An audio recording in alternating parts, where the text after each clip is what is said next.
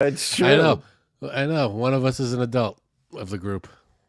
It's crazy. Frank just bowled me over with information that I can't even. I mean, we're gonna share it with you one day soon, but I'm blown away by what he just told me.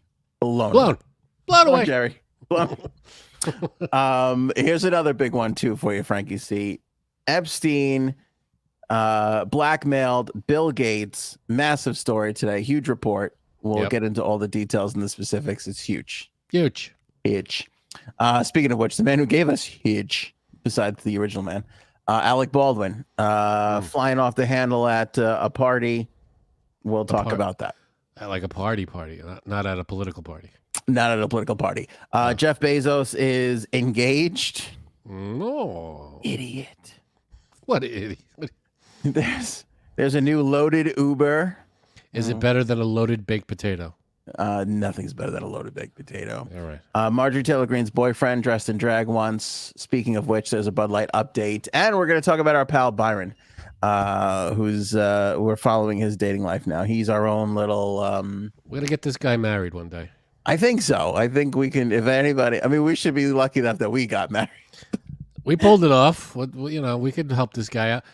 It should be the AOA dating service. We should start an app for AOA holes only. I love it. That's a podcast, people.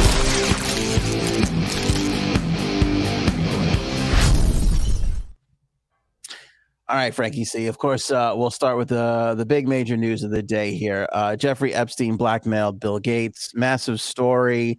Credit to the Wall Street Journal who broke this. But it all revolves around this young lady named Mila Antonova.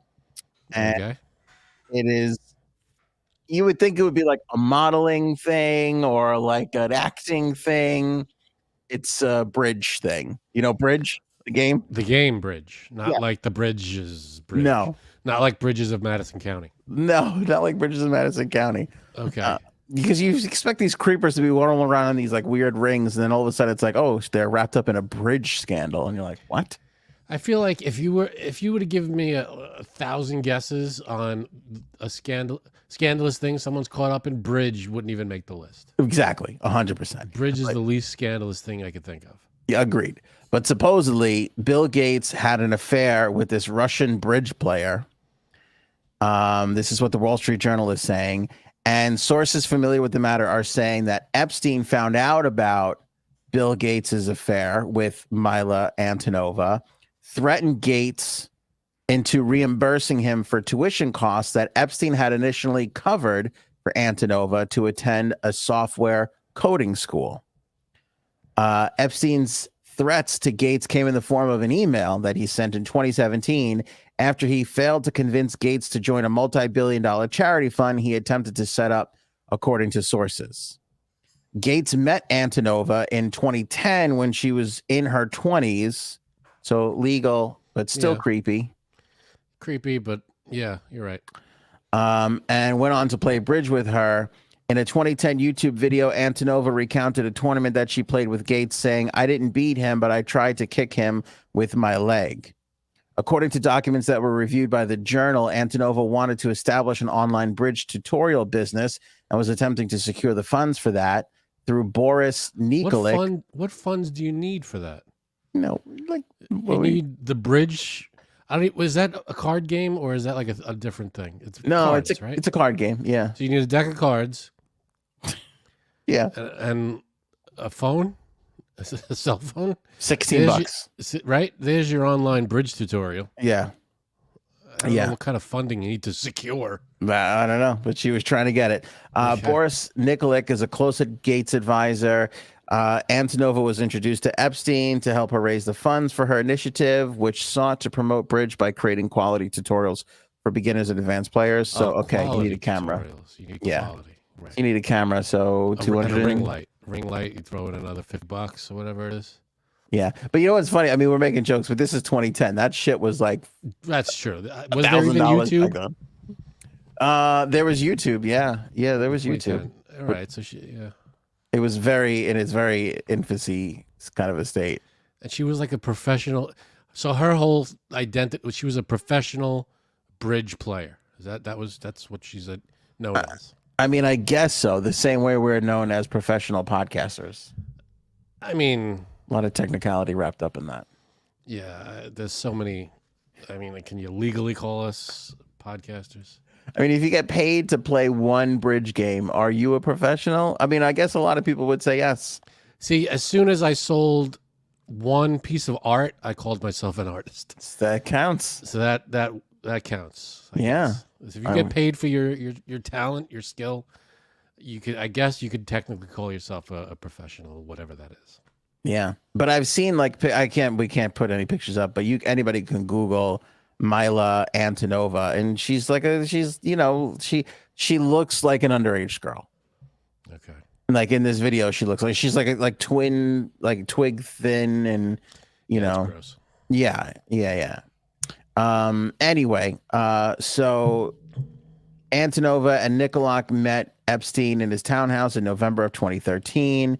She presented her fundraising proposal to him, was looking for $500,000. A lot of ring lights. That's a lot of ring. Yeah, that's, I mean, extra deck of cards, maybe.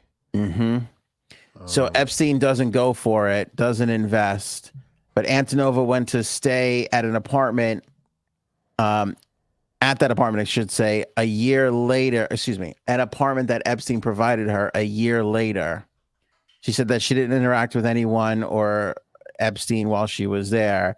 At one point, Epstein paid for Antonova to attend a software coding school.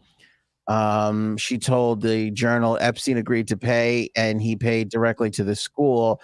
Nothing was exchanged. I don't know why he did that. Now, do you believe that? Because I don't. I don't know what to believe when it comes to this stuff. I believe it's all the gross stuff. Anything gross and icky.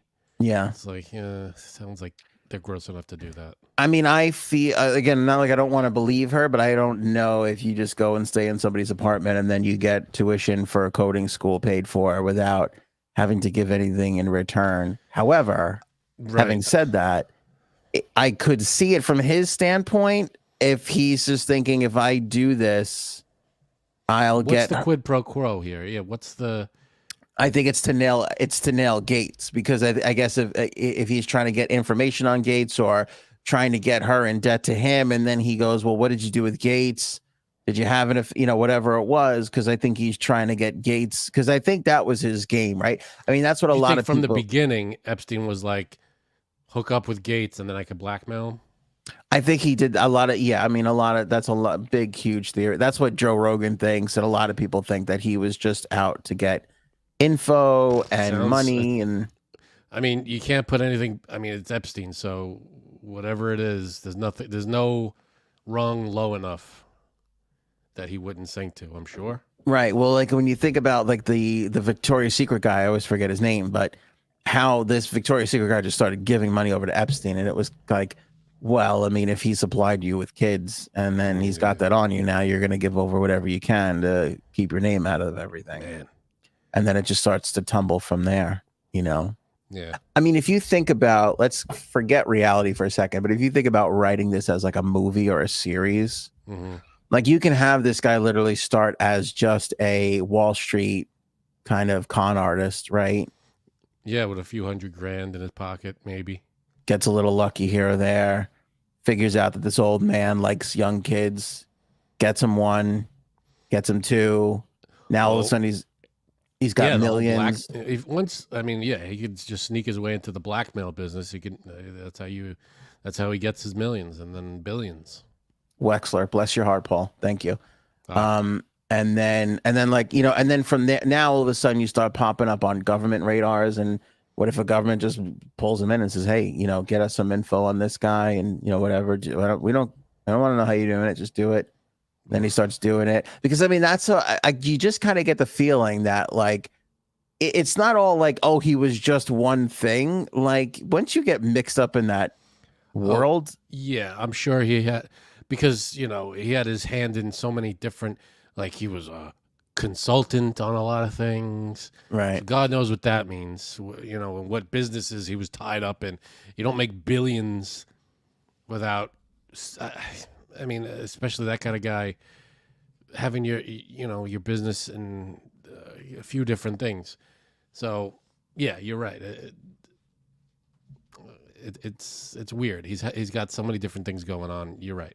Yeah, I mean, who was the guy? Whitey, was it Whitey Bulger in Massachusetts? They made a bunch. That's what The Departed was kind of roughly based on, and Hated that movie. Johnny Depp was in a movie about him too, where he was like a mob boss, but then he became an FBI informant, and so he was like playing both sides against each other just to stay out of, like, once you get mixed up in that world of shit, you just, your life is now not yours anymore. But still, that's what that's what you get for being a giant scumbag. Yeah. So who like he could have, like, a lot of people are like, oh, he was Mossad, he was this. He could have just started as a piece of shit. He could have gotten lucky and stumbled it back. He could have gotten dragged into this. I don't think that he was a government agent from the beginning. I just think I think he was a scumbag from the beginning, and the FBI got a hold of him at some point. Maybe or maybe not. I mean, do we know that's the case? Well, listen, who knows if it's the FBI or if it's, Israel's like Mossad, it's their FBI, if it's Russia's FBI, if it's God knows what country. Yeah, exactly. Who knows? We don't know. I mean, who knows? Or if it's any of them, or if it was just a giant scumbag, and I mean, which he was. Yeah, that's a given. But I mean, that's where it began and ended. It's insane to be running with the Prince of England, presidents of the United States. Like, it's just insane to be in these absurd circles, and not be on, not have some shady shit going on, especially with everything that we know. Right. Anyway, well, glad to be back. AGBR. I don't know what that means, but sure. A lot of people back. Thanks for your concern. Appreciate it. I'm glad you're back. I'm glad I'm back too. I thought you were dead. I'm good. I'm here. We're all good. I thought you were dead. I mean, I probably could have just sent a text, but every now and then you think, hey, you good? That's all. You good? Not even the word "you." The letter "U" would have been fine. Just you? Question mark. You good? You good? Question mark. Actually, I knew Frank wasn't dead when he surfaced online to shit on Dave Matthews in a tweet. Well, to be fair, I haven't listened to the new song. I don't know. Is it a new song or a new album? It's a whole new album. Whole new album. Great. Yeah. What's the name of the album? Walk Around the Moon.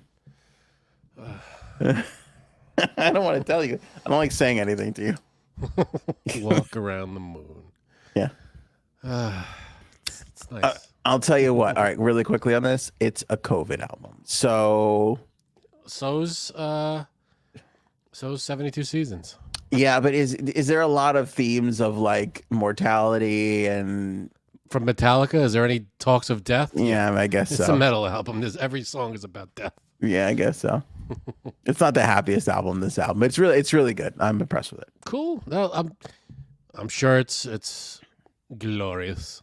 All right. Anyway, so during the time that Antonova was looking up to set our initiative, Epstein was also trying to set up his own fund. According to documents reviewed by the Journal, Epstein was attempting to establish a charitable fund with J.P. Morgan, which would require super wealthy individuals to make $100 million contribution and pay him millions in fees. The fund was supposed to be a way for Epstein to rebuild his reputation after he pled guilty and was arrested in 2008 and became a sex offender. Documents reviewed by the Wall Street Journal show that Epstein's fund was contingent upon obtaining support from Gates. In emails sent to JP Morgan executives, Epstein tried to come off as close friends and an advisor to Gates, despite not including the Microsoft co-founder in the emails, which the Journal reviewed. In essence, this fund would allow Bill to have access to higher quality people, investment allocation, governance without upsetting either his marriage or the sensitivities of the current foundation employees, Epstein wrote in this email back in August of 2011. He followed up the next day by saying, Bill is terribly frustrated. He would like to boost some of the things that are working without taking away from those that are not. 2 months later, Epstein sent another email to JP Morgan executives after the company prepared a presentation on the project, writing, the presentation is not tailored to Bill. He is the person, the only one that counts. A JP Morgan spokesperson had to respond to the Journal And they said, quote, the firm didn't need him for introductions. Knowing what we know today, we wish we had never done business with him. A Gates spokesperson also responded by saying, has said Epstein never worked with Gates and misrepresented their ties and communications with JP Morgan's and others. So they're basically saying the same thing, like they never really worked together, which is kind of what Gates has said, that they had a couple of meetings, but that was it. You mean that Gates and Epstein never worked together? Right. In 2017, Epstein emailed Gates about Antonova after Gates' extramarital affair ended. People familiar with the matter told the Journal. In the email, Epstein asked Gates to reimburse him for Antonova's coding school costs, saying, quote, the tone of the message was that Epstein knew about the affair and could expose it to the people. Adding a Gates spokesperson said that the Microsoft founder had no financial dealings with Epstein. 2 years later, in 2019, federal prosecutor, we all know about that. Yeah, so he knew about this affair and tried to get him to code back. So again, it just kind of, I don't know, to me, I'm curious to get your impressions on this, but it feels like somebody's driving, whether it's Epstein himself just to get his money, but is it more than that? Is it just to get, is it to ruin Gates? Is it to get him on the hook so they can get other people, other things? I think, I mean, there was the whole thing where Epstein was Bill Gates's consultant, right? He said he was his consultant. So maybe it was that, listen, pay me as your consultant, or it was probably a constant flow of, my guess, this is a guess, keep a constant flow of money coming to me as your consultant, and I won't release this information about the affair. That's what it sounds like to me. Yeah.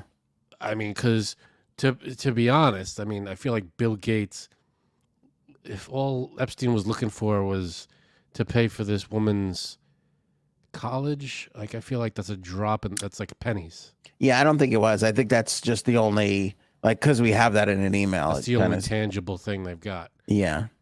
But I mean, if Epstein was saying, I was a consultant to Bill Gates, that could be under the guise of, hey, listen, I'm your consultant as long as I've got this thing over you.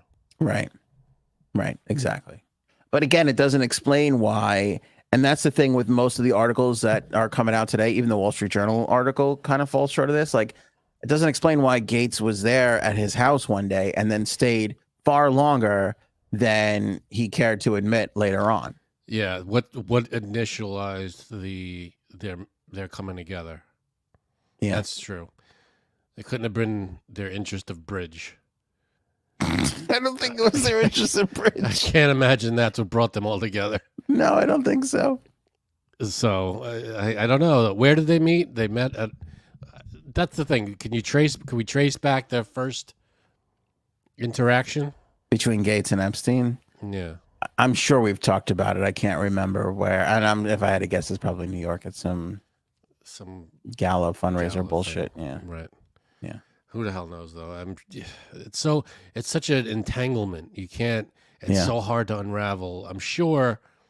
Obviously, the investigators know way more than we would, but it sounds like a complicated entanglement. That, I mean, we only have a couple of pieces of it. I can't imagine what they're trying to unravel. But now that Gates is divorced and we know why, right? I mean, Melinda, I don't know if they've ever really come out and said it. I know we talked about it a ton, that it had to do with an affair, and probably several. You think that was, several. Yeah. You think she knew about this? I don't know about this specifically, but I feel like we've done podcasts on this where there were emails and everybody kind of knew he was with other women. That sounds right. Yeah, right. Right. Doesn't that sound familiar? I'm pretty sure we talked about this. Yeah, and Robin says hooker convention. I feel like that's probably right. Yeah, I'm sure somewhere in the mix there was a hooker convention. You never know.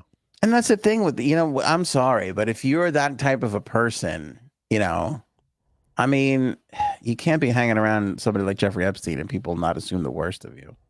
Yeah, I mean, knowing, I mean, especially if you know, like, after everything comes out about him. Yeah, it's like now there's a weird, there's no excuse anymore. You wouldn't, as soon as like you before that, you could probably be like, well, I had no idea.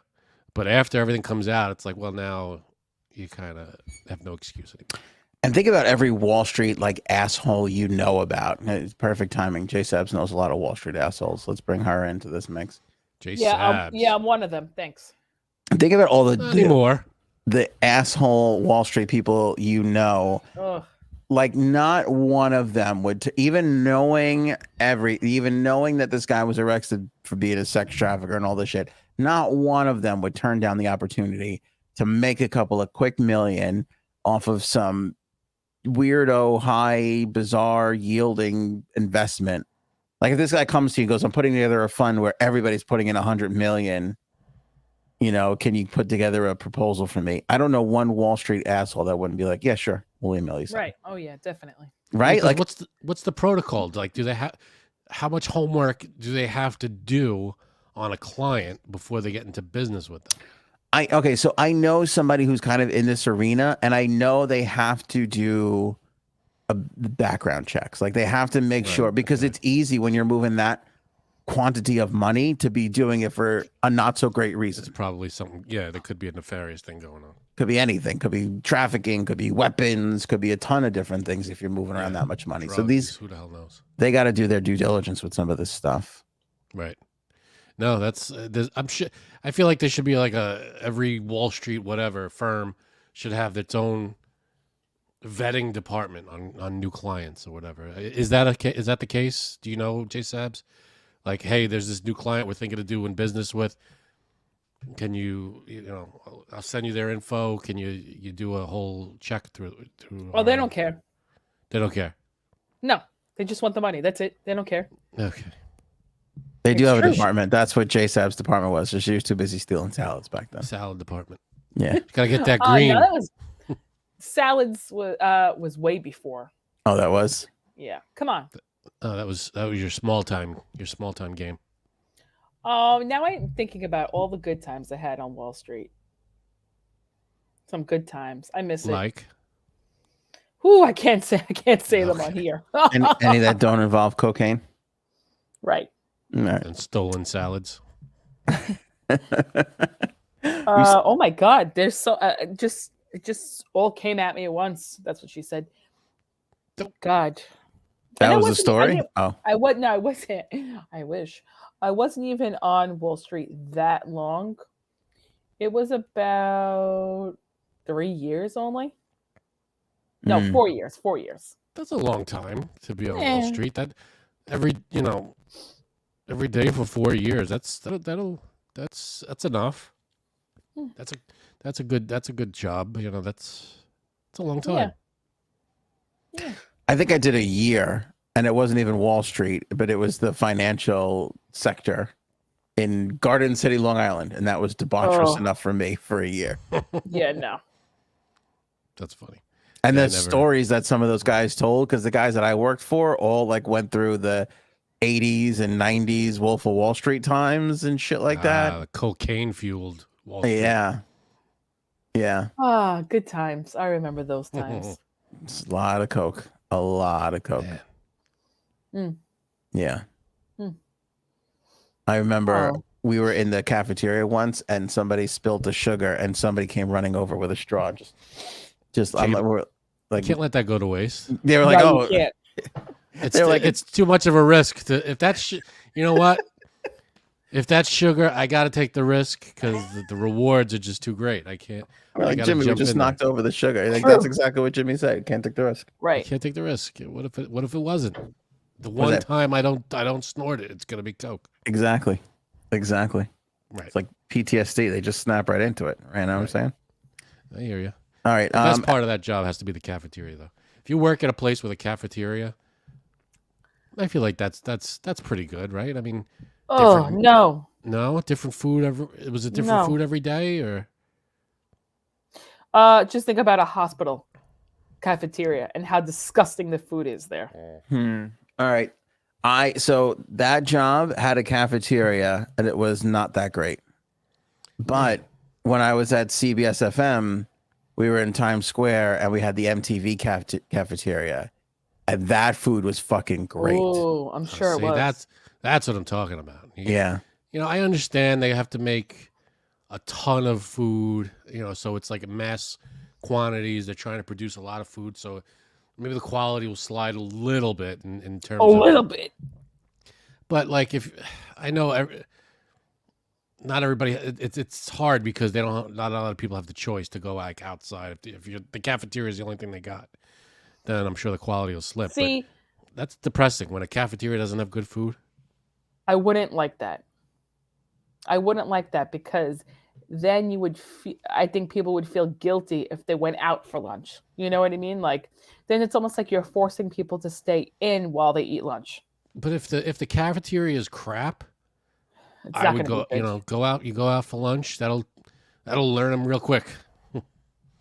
I did notice that a couple times in both cases where you'd be down there and somebody would, like, one of the cooks or the workers would be like, I didn't see you yesterday. Right. Give them one of those. Yeah, I wasn't in the mood for your brown whatever the hell you was serving.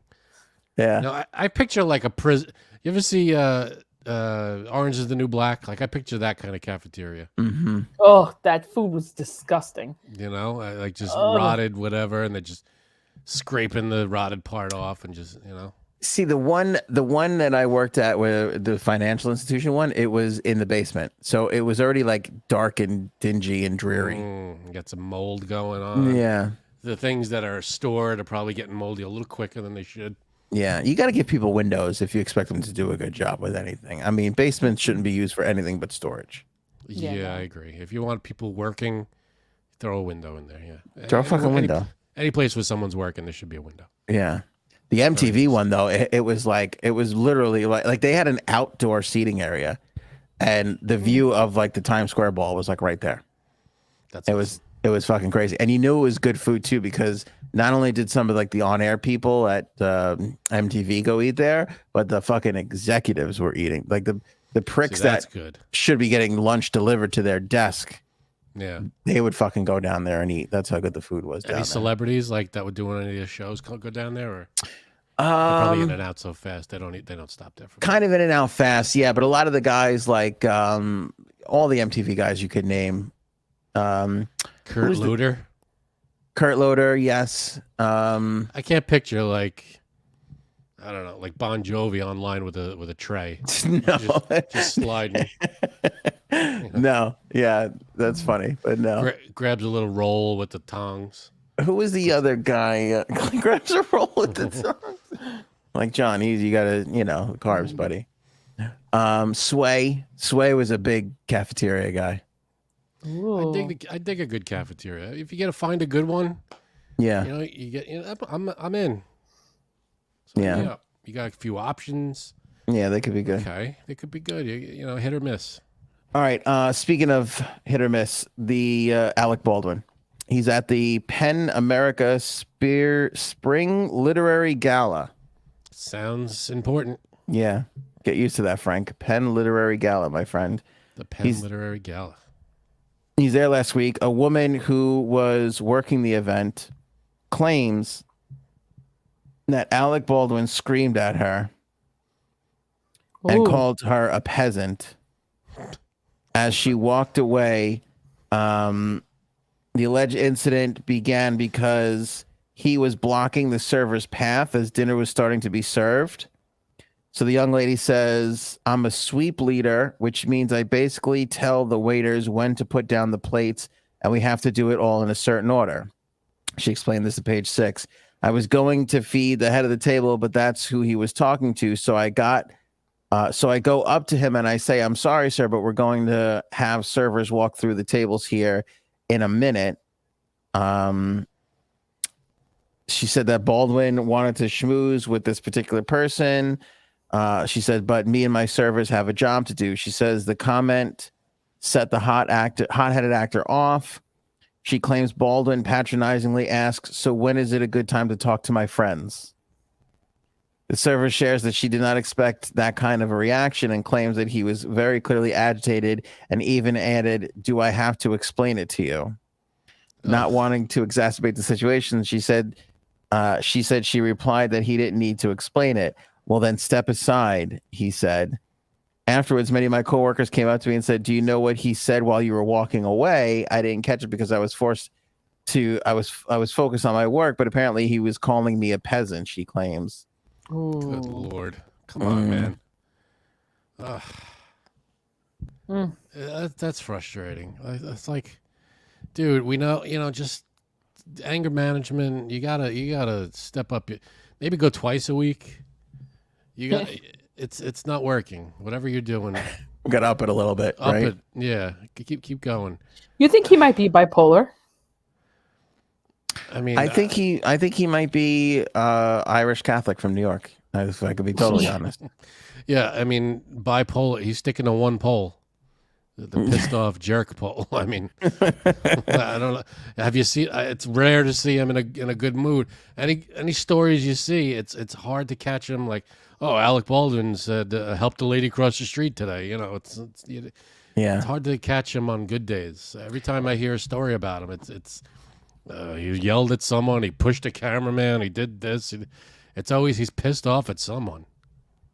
Now, I have to say this. I know he's given a lot of. He is a very charitable guy. Oh, I'm sure. Like he has done a lot, and right. But go ahead. He's got a temper. He's got a short fuse. Yeah, and it's like I can't tell you how much little shit out here in the Hamptons that it's like whatever, the fucking YMCA needs a fucking thing and he fucking foots the bill for it, doesn't say shit to anybody, and I'm sure all that kind of stuff. He's a sweetheart in that sense. But I could totally see him saying each and every one of these things that this young lady said. Like if someone said this about like Hugh Jackman, I'd be like, no, they're lying. That's bullshit. Oh yeah, that's definitely not. Yeah, Hugh Jackman's like the nicest guy in the world. I don't think that would ever happen. But for Alec Baldwin, it's like, yeah, that sounds right. So I know someone who kind of did the same thing. Always, I don't know, I think maybe it was like showing off, like, oh, here, I have money. Here, I'm going to do this. I'm going to donate this. I'm going to buy this for you. I'm going to buy that for you. But then would be a complete dick. So. You know someone personally that? Yeah. Okay. Anger issues too. So yeah, people fly off this guy, the littlest thing, just he flies off the handle at the slightest provocation. It's bad, especially if you're a public figure. Mm-hmm. You look like a dick, even though you could be donating millions and helping so many charities, and no one sees that. But what they see is the story saying how you flipped out at a waiter or a it's bad. Now, do you think he donates all this stuff because he knows he's going to be a dick? Because I definitely think that's why this person I know did that.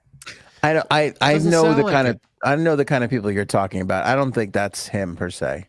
Yeah, because the way Anthony's saying, it sounds like he kind of does that donating stuff like under the radar, and it's very. He does not anonymous. Like, oh, look what I did. It was like, okay, I'm going to do this, but I'm not going to make a big deal that I did this. Yeah, I mean, he does do that shit. Like, I don't know if you remember the Capital One commercials that he did years ago. He donated every last dime of that money on those commercials to charity. So yeah, I mean, that's good. That's great stuff. And you could do all that a million times, and you yell at someone, and it's like, well, that's all people see. Yeah, I mean, to be fair, he was donating that much. I knew about his contributions 6 kids ago, so he's got to probably belt tighten a little bit. Yeah, he's got to feed some fucking kids now. You think they're calling him back for Beetlejuice 2? Yeah, I don't know. They are making Beetlejuice 2 though, aren't they? That's confirmed. They have Winona Ryder's in, Michael Keaton's in. What's her name? Who is the mom? Oh.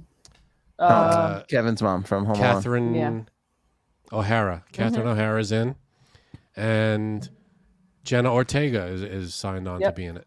Top 5 movies for me.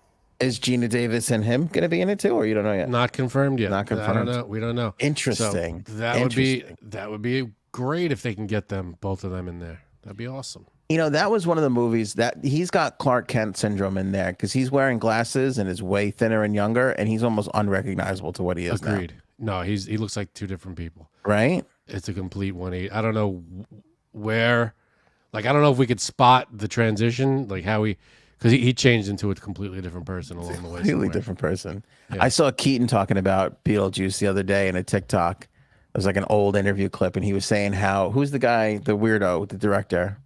Tim Burton. Tim Burton pitched him on it, and he was like, "No, I don't think so." And then he pitched him on it again. He's like, "I don't really get it." And he was like, "All right." And he's like, give me a couple days to think about it." And then he called up the wardrobe department. He goes, "Supposedly this guy's been dead for a long time. Send me over a bunch of clothes from a bunch of different eras, and let me just kind of like fuck around with some stuff." And that's how he got the suit on. He painted the mold and everything. He did the hair, and he was like, "It's genius, man. That friggin' movie." I mean, I don't know what era that striped suit comes from. I guess maybe he was a prisoner. Like, what's the backstory? I would love to know the origin story of Beetlejuice. Like, why? Who was he when he was alive? Yeah, that's that true. Would be cool. I wonder if they would get into that. Or you think they're just going to haunt another couple? Yeah, who the hell knows? I mean, if it's not Baldwin and Gina Davis, it sounds like they're going to be moving on and hunting another couple. I mean, my guess is Winona Ryder has a kid. The kid is probably going to be Jenna Ortega because they have that same, gothy kind of vibe to them. Right. I don't know what the script, who the hell knows? I know a long time ago, like probably right after the first movie, there was a tentative script. There was like a weird sequel idea that Beetlejuice was like in Hawaii. It was a weird script that never got off the ground. Yeah. And probably thankfully. That's a weird thing. Yeah. It was a weird, silly. We're probably better off it never got off the ground, but I don't know what. Yeah. I don't know the details on that, but I got to imagine they've revamped it a million times since then, hopefully. So we'll see what happens there. I think it's going to be, I don't know. That's exciting. We're really, as an 80s kid, we're kind of getting spoiled because it's like all the big things are coming back. Yeah. I mean, in some way, shape, or form, I mean, that's everything. I mean, when did it start? We got Karate Kid came back. With Cobra Kai.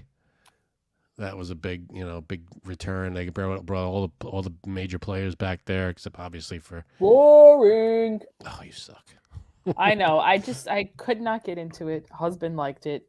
I could not get into it at all. To be fair, I only saw the first season. We dropped out. It went. We watched it. It was. I'll give you. This was cool. This was the reason that my wife and I signed up for YouTube. Red at the time, I guess it was called. I don't know what it's called now, but. The reason we signed up was because it was Cobra Kai was only available on YouTube. Right.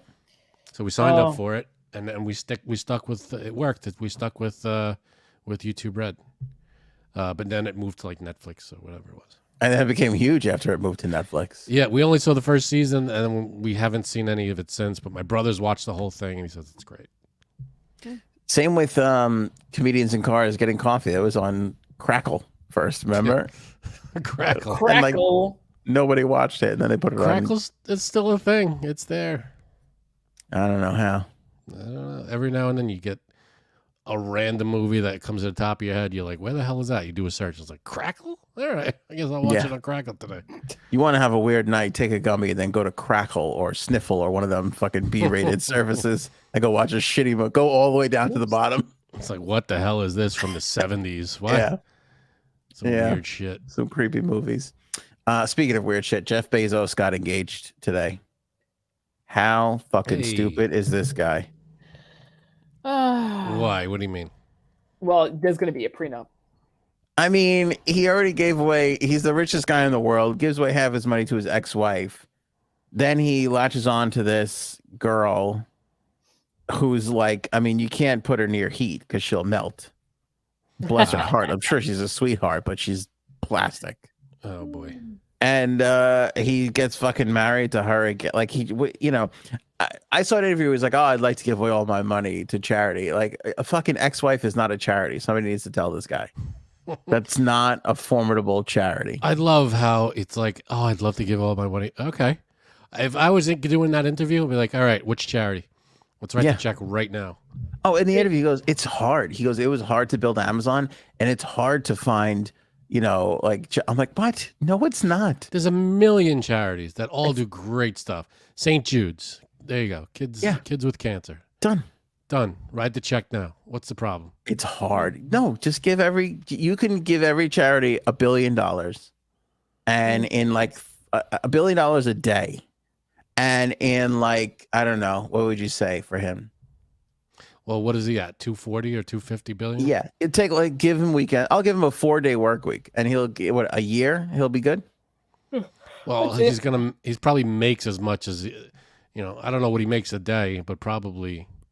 Yeah. That compound interest is a son of a bitch. Yeah. I mean, if you give away $1 billion a day, 250 days later, he's broke, but I'm sure he's making, I don't know what he's making every day, but right. You could give away give away $100 billion to charity and you'll be fine. Yeah. You'll be you'll be just fine with 140 billion. What's the problem? I'll tell you what though, he looks old as shit. Like I saw a video of him like on a yacht somewhere, and he's like all chiseled looking and everything. And then I saw this interview, and you look at him up close, and he's kind of got like the short grays over here. He's like shaving it all bald, but he's got like a little. How old is he? Like it's showing up gray. I think he's. Oh, that's a good question. I want to say he's in his 60s. Right. I mean, you're gonna get. I got grays now. I'm in my 40s. He's 59. She's 53. I mean, listen. Credit him for not going after a 21-year-old. So good for him. We should. Well, I was gonna say. Let's recognize that. That's right. Decent. That's a good move. Yeah, that's nice of him. But to eventually just give this girl another, half of his money, because you think he's gonna stay faithful to her? I don't know. I mean, he just got divorced. Isn't he still like a year or two out of it? And this was a COVID divorce too, wasn't it? Oh, you know what? You'd be surprised how little I know about Jeff Bezos and his relationships. I would be surprised. Yeah, very little. You were an expert. I'm not. But hey, we don't, because you love Dr. Evil so much, so you figured that would be the next logical step. That's true, but it's been when was that's what we need to come back. Remember all these things coming back? We need another Austin Powers revival. We had like 6 of them. You think so? What do you mean 6? There were 3 movies. Oh, that's it? It felt like 6 to me. There was, to be fair, he was in, I think, a Super Bowl commercial as Dr. Evil, and it was great. It was brilliant. No, I love it. I think we just need to wait another 20 years before we get one of those. Did you see the Pentaveret or whatever it was called? It was Mike Myers' show on Netflix. No. God awful. Bad. Oh my God. What was it called? Wait. The Pentaveret. What is it about? It's about like a secret society that runs a secret group of people that run the world, and it's like about like secret societies and all that was on my list. Yeah, don't do it. Oof. Don't do it. It's the corniest jokes, and it's jokes that he made in Shrek. It's like, all right, I can't. Just very old jokes that and it's just like fart jokes, and I'm like, all right. Oh, maybe I would like it. No, I'm all for a good fart joke, but it's old tired gags. There's nothing fresh about it, in my opinion. And I love Mike Myers. Don't get me wrong. I'll watch. I think one of the funniest movies is So I Married an Axe Murderer. I love that movie. But this just did not. And he plays every role, whatever. He loves doing that. Yeah, and he's great. He's brilliant in playing all these different parts, but the jokes just didn't land for me. I was like, this didn't, Who's better at that, Mike Myers or Eddie Murphy? Ooh, good one. Eddie Murphy's pretty great at it too. I don't know, because I like both of their characters. Mike Myers has a definite, like, maybe 5 accents he does for all of them. And they're all like Scottish. It's right? all it's either the Scottish one, the old man, and I don't even know. I guess that's it. And it's there's only a few of them. Eddie Murphy, he plays. I don't know if Mike Myers ever played a woman. Like, Eddie Murphy plays men, women. He plays different, ages and all this stuff. I would probably go Eddie Murphy. I'm going Eddie Murphy. J Subs? Yeah. I think I'm going to get yelled at for this, but I think Eddie Murphy's kind of corny. Corny? Yeah. Oh, my goodness. I know. Example. I don't know. Like, when you watch the special, like, okay, so here's the thing. I'm not a fan of, like, the past. I'm not a fan of the past. I'm not. I don't think that one show, Honeymooners, has any comedic value. Oh, you're crazy. At all whatsoever. Wait, what doesn't? Honeymooners. The Honeymooners. We've talked about this before. We've almost ended our friendship over it. That's rough. I don't like things in the past. I think a lot of it is just very corny. And it's not my type of humor. But while you're watching it, you gotta take into consideration it's the 50s and the 60s. Right. And I would never want to live in that era. Ever. No one's asking you to live in that era, but if you're watching the Honeymooners. Wait. If I die, well, I will die. But when I come back and they ask me, hey, no, they tell me we're going to put you in the 50s. I'm going to be like, you know what? I'm good. Don't send me back. No, I'm good. I would hate to be. Robin, you're imagine right. me and my mouth in the 50s. Yeah, I was going to say, how much of this has to do with the fact that there wasn't really great air conditioning back then? Oh, God, I would die. And the problem is you wouldn't be today, J-Sabs, thrown back into the 50s. You'd be 50s, J-Sabs. It's like the whole Jurassic Park thing. Every time I watch Jurassic Park, I get frustrated when they go, these are animals that have no idea what century they're in. It's like, yeah, they never did. Yeah. It's not like they were back in 65 million years ago and going up. It's 65 million years before people. We got to act like dinosaurs. I don't know. I don't think a lot of that stuff is funny. Oh, Honeymooners was great. Like, how much have you seen? How much of the Honeymooners have you actually seen? I've seen a lot of episodes. And actually, like, I want to say 10 minutes in, I'm looking at my phone because it's fucking boring. And they're it's not funny. 15-minute episodes, most of them. Okay, like, you couldn't give it another 5 minutes? No, then 2 minutes and I'm lying. Oh, God. I don't know. I love Honeymooners. I have to say, where was it? Where was it? Robin. Was it Robin was correct? I forget the name, but Coffee Talk. He did play a woman. I forget her name. That's right. Talk amongst yourselves. Talk amongst yourselves. I'll give you a topic. That's right. Rhode Island is neither a road nor an island. Discuss.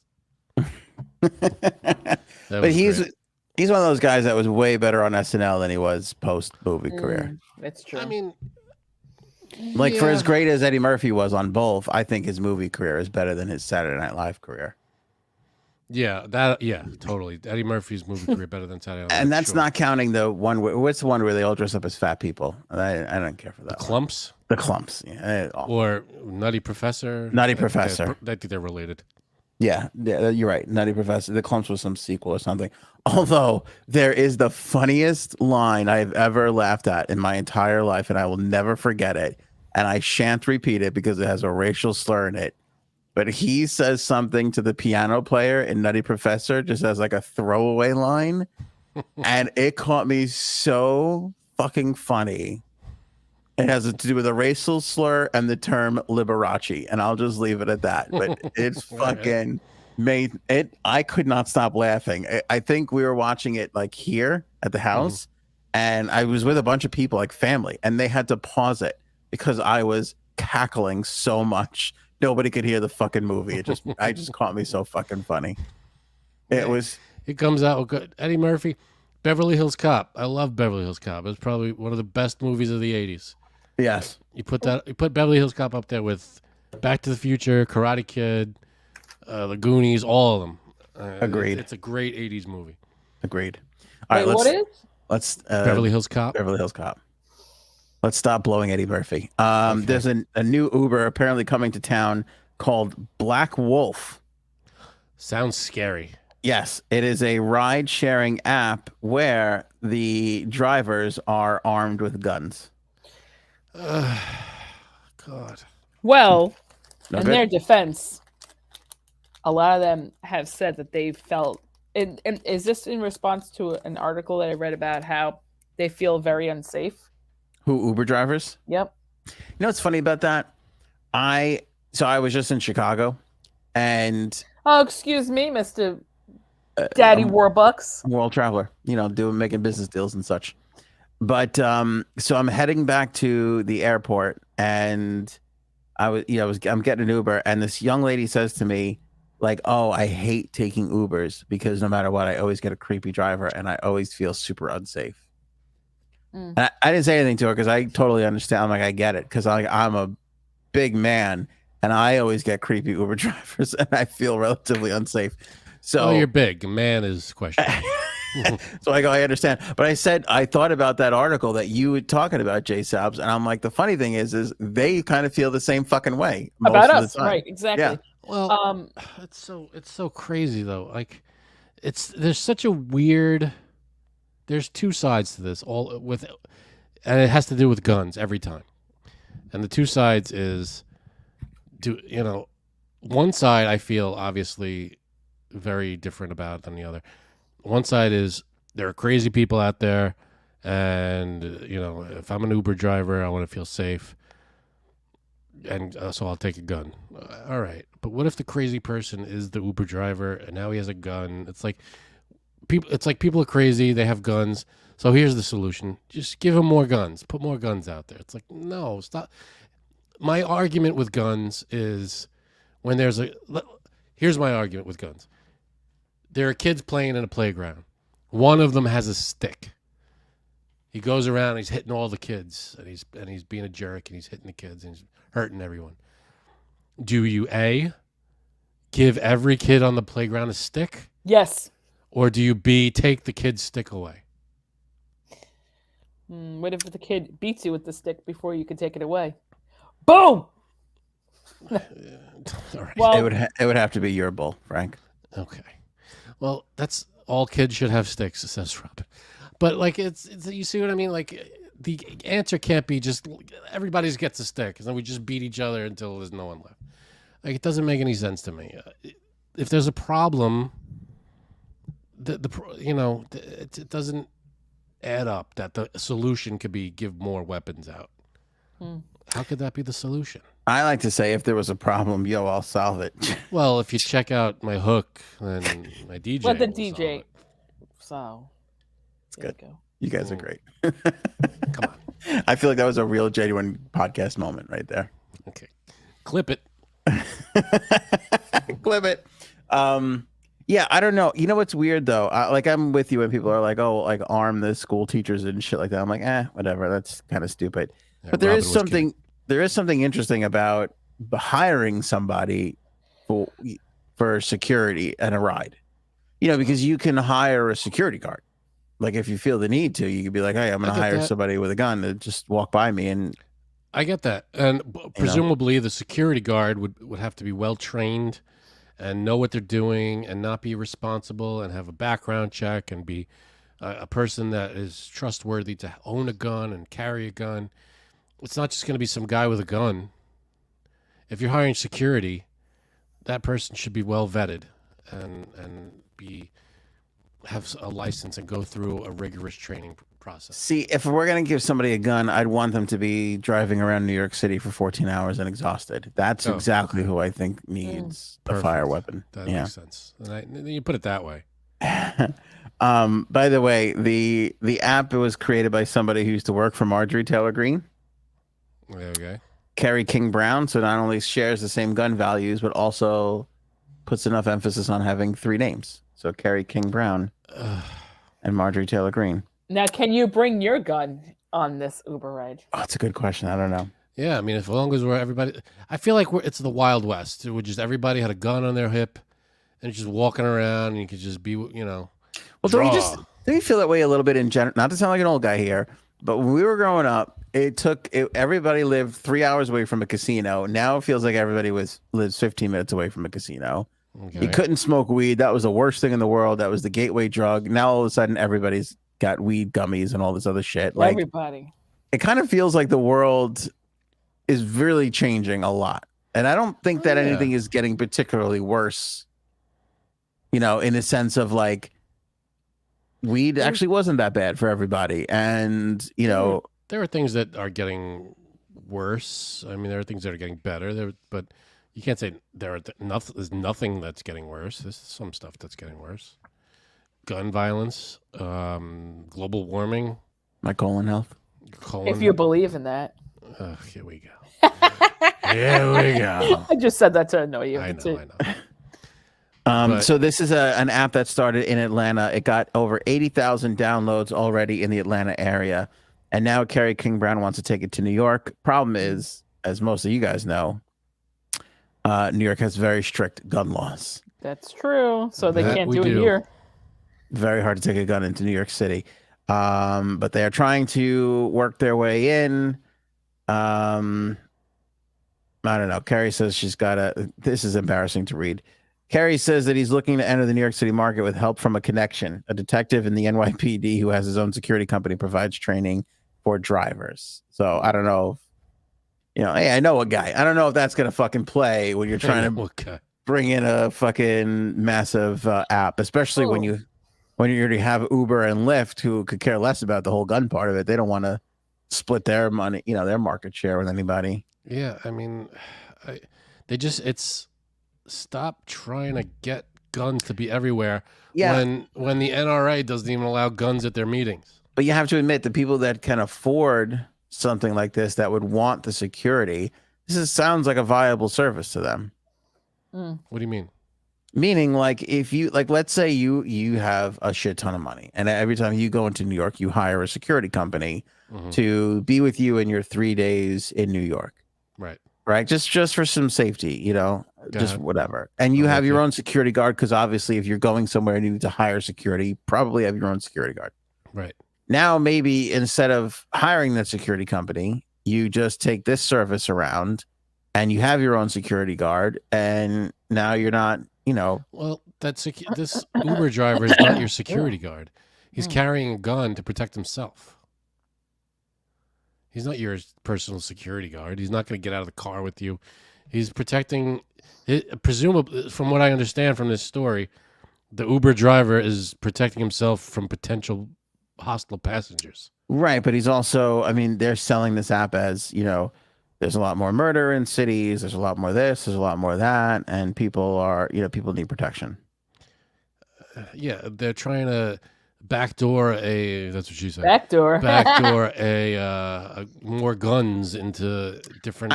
I see what you're saying, though. So you're saying that, let's say you get out of the car and somebody comes over to rob you. You don't think this guy's going to the driver's going to get out of the car and try and help you?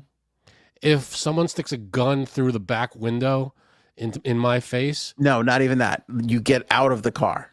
I get out of the car. And somebody holds a gun up to your head. You think the driver's going to help you? Because I think it's a 50-50 coin toss. Maybe. I mean, chances are I feel like that driver's gone by that time. Yeah. The time I get out of the car and someone approaches me, the Uber driver's gone. You get out of the car, doors open, gun right to the head. Maybe. But, then it's two people holding guns on each other. And I'd rather just give the guy whatever money I have, and that's the end of it. I mean, I'd rather that than a shootout. That's why you don't get a stick at the playground. No. Okay. I'd rather that than two people holding guns, and how is it going to end? I'm stuck in the middle of two lunatics. I don't know what their deal is, and they're holding guns on each other. I'm not going to give you any money, Frank, because you're going to lose it to somebody with a bigger stick than you. That's fine. Don't give me any money. Question. I want to have to ask Frank a question. Yeah. Frank. Say you had kids. Say your kid was being bullied. Right. And say someone pushed, hit, kicked your kid. Would you tell them to push, kick, or hit them back? Or would you say not to do anything? I wouldn't say not to do anything. That's tough. I don't know. I'd ask specifically what's going on. If they're just pushing and hitting the kid, with no. I'd want to know exactly what's happening. What's the problem here? The kid's just an asshole, a bully. Kid's an asshole, and he just walked up to my kid and pushed him. Mm-hmm. Or hit him, or kicked him. Kicked him, hit him. Tell the teacher, tell someone, or talk to the kid. Hey, dude, what the fuck? What are you doing? I'd say have your friends around you. Have a couple people with you, and ask the kid what's going on. Why, what's the deal? And if the bully starts throwing, I'm not saying he shouldn't defend himself. The kid, if the kid's gonna throw a fist, yeah, I don't, I'm not gonna say, hey, don't get a stick, don't fight back. I'm gonna say, well, a fist is different than, my analogy was related to guns. A fist, everybody has a fist. Most people have a fist. Well, I wouldn't say everyone. Most people have fists. Most. But, most people have a limb that they could hit people with. In that case, my whole thing is guns. Adding more guns to the mix doesn't really solve anything. It just adds more potential for people to get shot.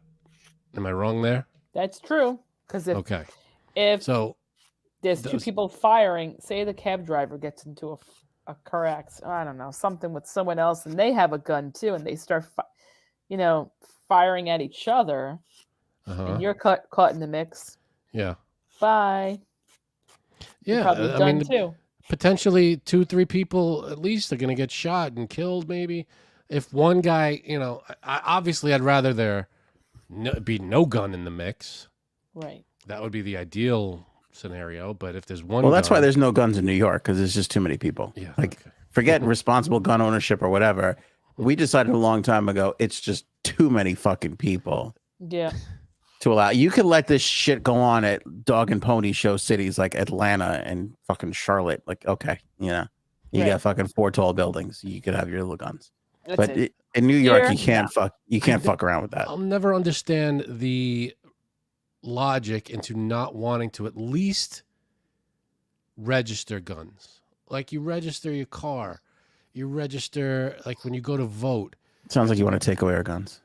Yeah, right. Doesn't that sound like the obviously Frank wants to register? Well, you want to make it easier by making a list for you of whose guns to take away first. I want to know who owns the guns, and there's people, that'll help police solve crimes. At least it'll help police in their pursuit of criminals if we know who the gun owners are and who shouldn't have guns.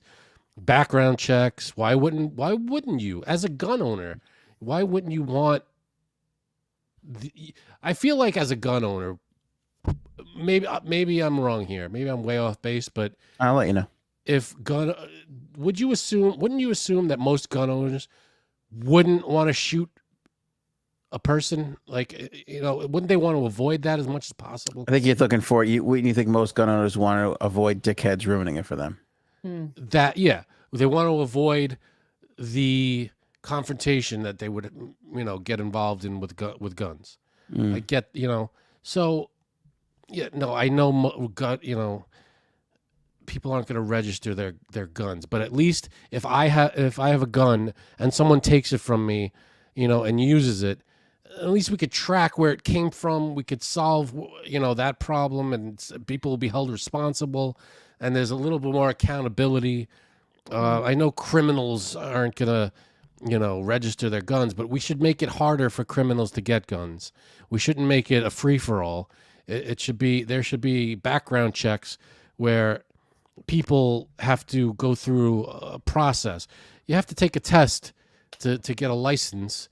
You shouldn't just be able to walk into a gun show and buy whatever you want and walk out. I feel like, can we at least do what we can to help the process? I feel like that's the least we could do. We're not saying take away people's guns. We're saying just make it a little harder for criminals to get their hands on it, number one. And number two, maybe help the police a little bit when they're trying to solve these things. at least we'll have some kind of registry. We'll have gun ownership. We'll have people that, the good guy with the gun, we'll be able to identify them. We'll make it harder for the bad guys to not get a gun. That's all I'm saying. I'm not for the Second Amendment. I think, to me, we update these things all the time. It happens. They're amendments. They get amended. The Second Amendment hasn't been updated since it was written 250 years ago. So neither has that other thing, that big book. Oh, what's it called? Oof. The Bible. There you go. Thanks. What? Welcome. Okay. Well, what I'm saying is, like, we add things to the Constitution all the time. It wasn't perfect when it was written. Women couldn't vote when it was written. African Americans couldn't vote when it was written. They'd have, so it was not a perfect document.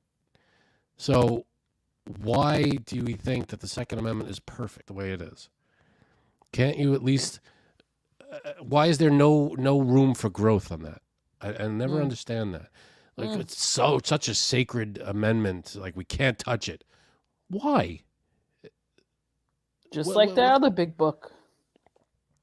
I know we all have our rights, but people have a right to not get shot too.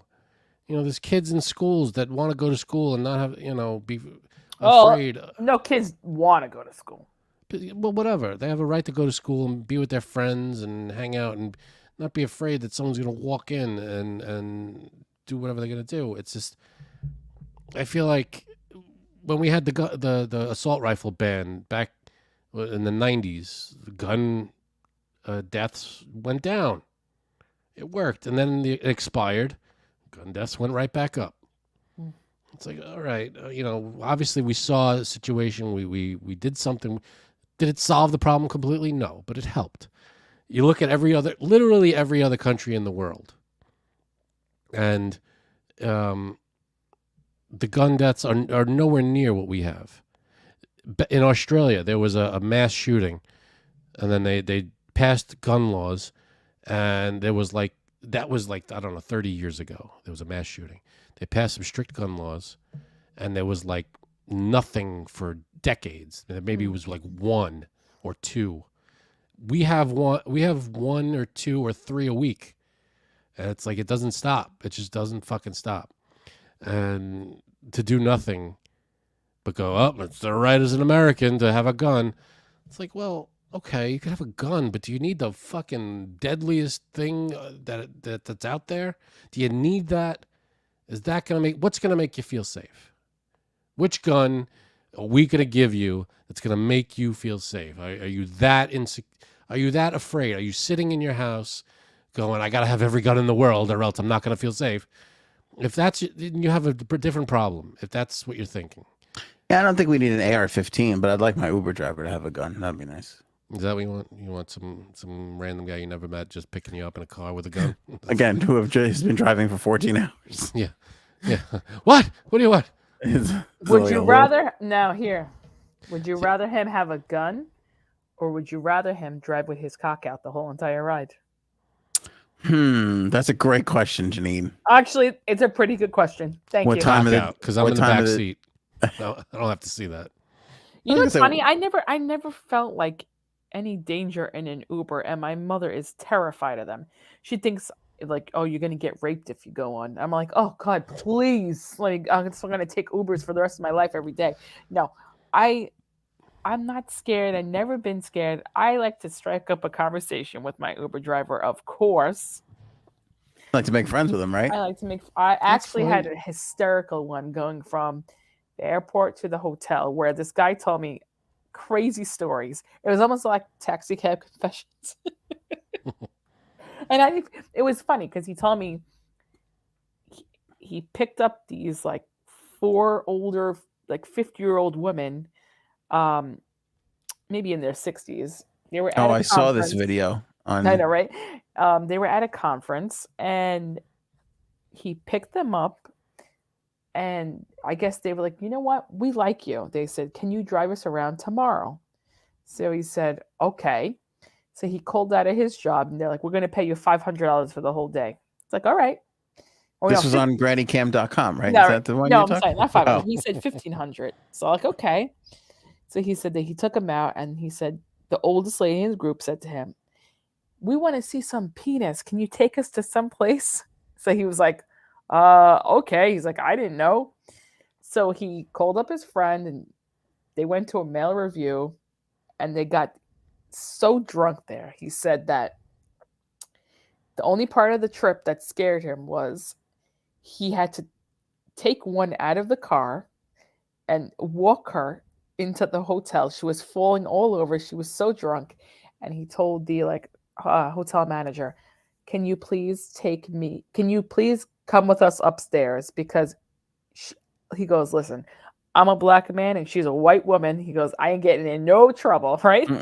I want a witness coming up that I didn't do anything. I'll put her in bed and that's it. Right. So he's like, we all walked upstairs. We weren't allowed to go in the room, obviously. He's like, and I wasn't going in there because he said one of them was like, "Come in and party with us." He was like, "I ain't no way." So he's like, I just want to make sure. He made them go. He made, I guess, security. He looked at the tape so that he left the room, time stamped everything. He's like, because I don't want to get in trouble. But he's like, he could not believe when he picked up these women, they were like older and like sweet. He's like, He's like, these women went crazy on this conference. Hey, they were looking for a great time. Penis? I know. I was like, that's definitely going to be me. That's hilarious. But good for them. Yeah, good for them. Having a good time, living life, love it. One other thing I will say in my to wrap up my rant. In the chat, someone said mental health needs to be fixed before more guns. Okay, if mental health is the problem, then why would you add more guns into the mix?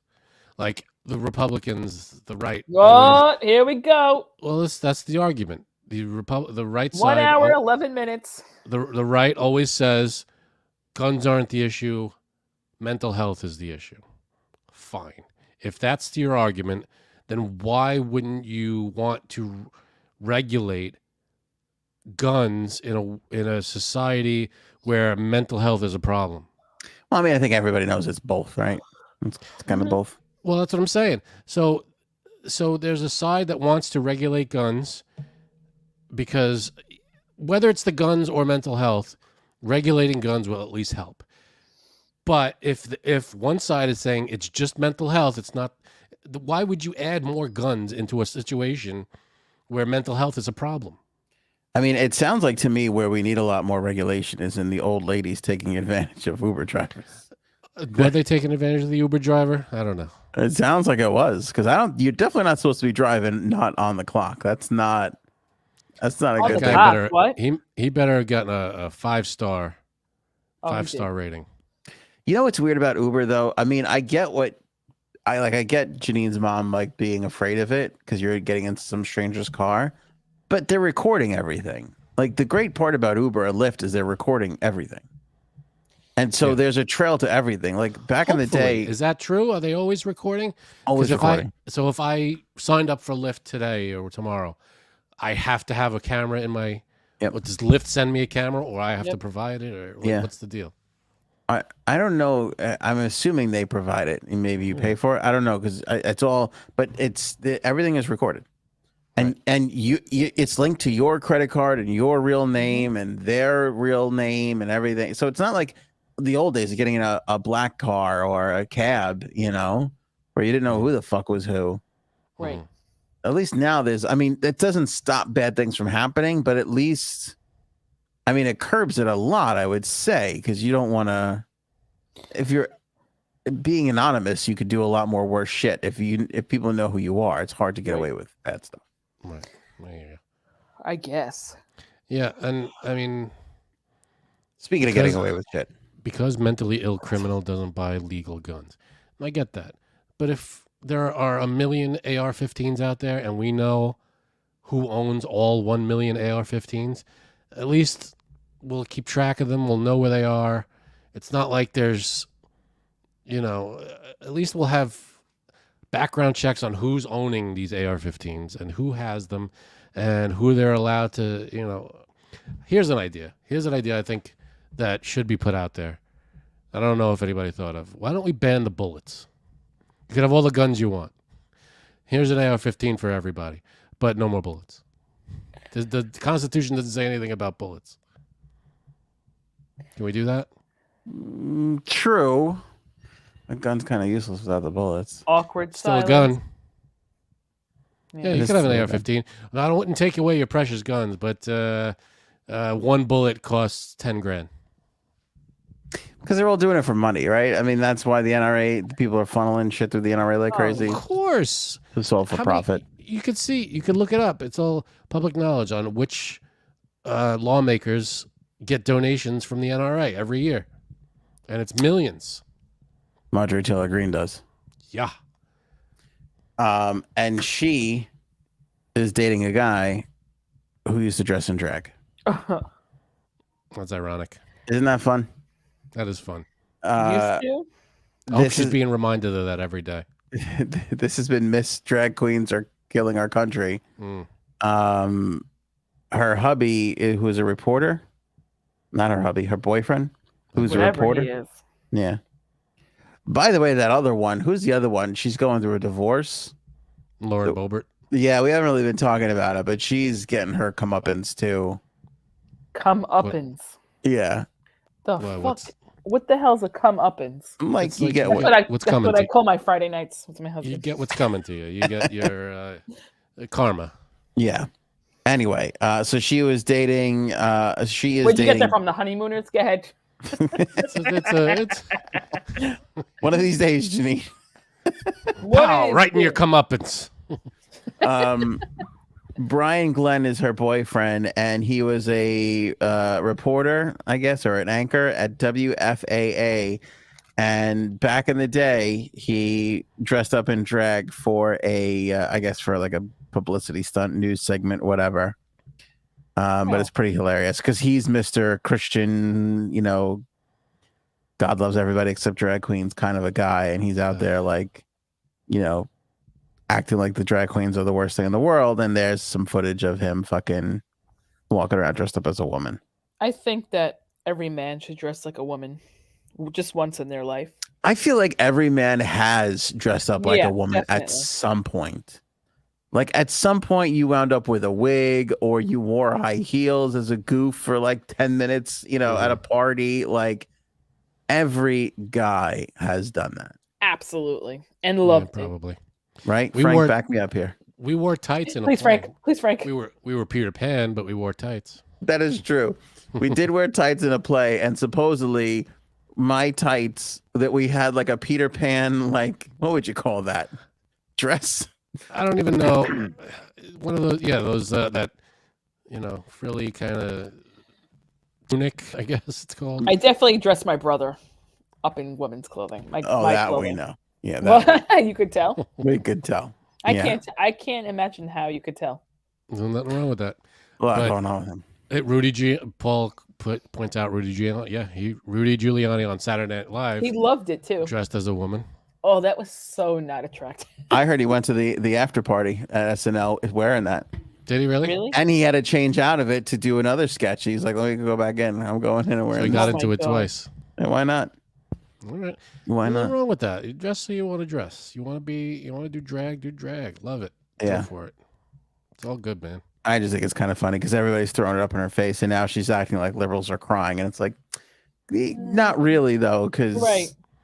We're all in tears. yeah, the thing that you're shitting on forever is a fucking real thing. I don't understand. Drag people in drag doing book readings or whatever. Probably no deaths at those things, but or no kids were harmed. But you go to how many priests and how many it's Stupid. Yeah, it's so ass backwards. it's really man. stupid. Bud Light is reportedly telling wholesalers that it will buy back unsold cases of beer that are past their expiration date as sales of the Anheuser-Busch owned brand have lagged. All right. So So they're buying back whatever's not sold. yeah, apparently they're really not doing all that well.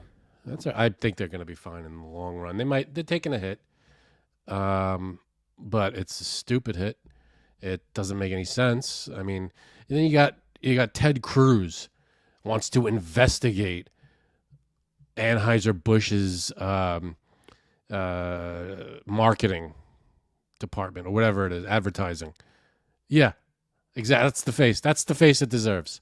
Because why? Because they have a trans woman as a spokesperson. What the fuck is wrong with you? Yeah, I don't understand that. It doesn't make a sense. It's a person advertising beer. They're not. It's not like you got Jeffrey Dahmer advertising for Bud Light. What are you gonna find? They take Dahmer at this point right now. I bet you. I'm with Anheuser. Do what you're gonna do, man. Just get. You want anybody? You want?